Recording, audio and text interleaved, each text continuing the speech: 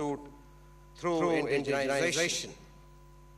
Today, our platforms, complemented by advanced precision-guided weaponry, fully illustrate successful realization of our homegrown technological pursuits.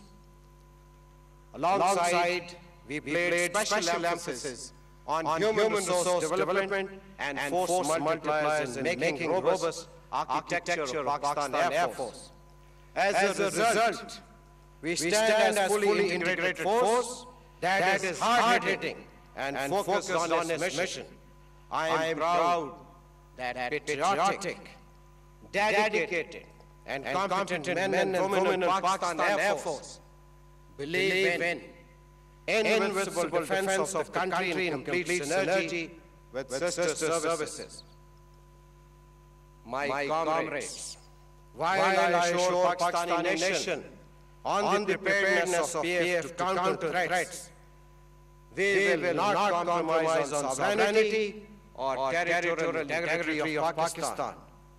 Remember, professionally we are second to none. Alongside other services, PF remains poised to the defense of Pakistan. Our human resource has been well-tuned with all spectrum threats. More significant in last year, February, was your professional superiority and lethality. We performed as a team. In that, Allah provided me an opportunity